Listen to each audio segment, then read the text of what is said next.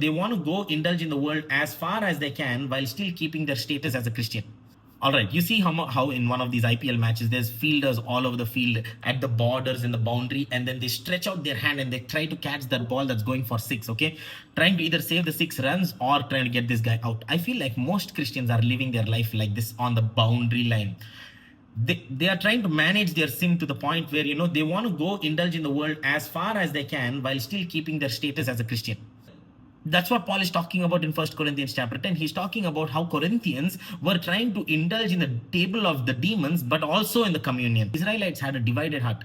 They wanted God's protection without giving up their pagan affections, They wanted God's love without giving up their love.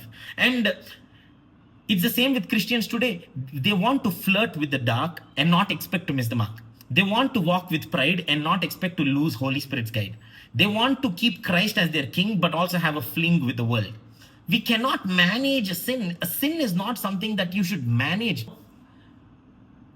Saying no to all of these things. See, life, I heard this from Pastor Ben Komanapalli, okay? He said, balanced life is a myth. You cannot have a balanced life. A balanced life is just non-existent. You have to sacrifice one thing to get another thing. If you want to be religious, if you want to be spiritual, you have to sacrifice some of these things. You cannot have balances that are equal. You cannot say, okay, I will live a sinful life and I will live a spiritual life at the same time. You cannot say I will lose my weight and at the same time I will eat whatever I want to eat. You cannot keep the fridge door open and expect the fridge to cool.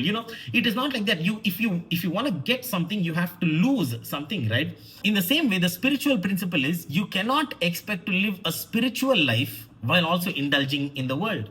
So God is not really looking for religious fans, okay? He's looking for focused soldiers. He's looking for soldiers who keep their eyes on the mission. And soldiers are not really worried about what's happening back in the house. They're worried about what's happening on the field. So we have to choose our side.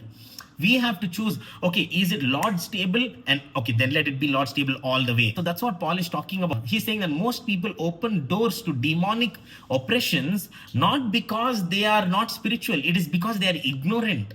It is because they are going and indulging in the things which are glazed with the demons, and they partake in it and they expect not to see the effect of some demonic oppression. No.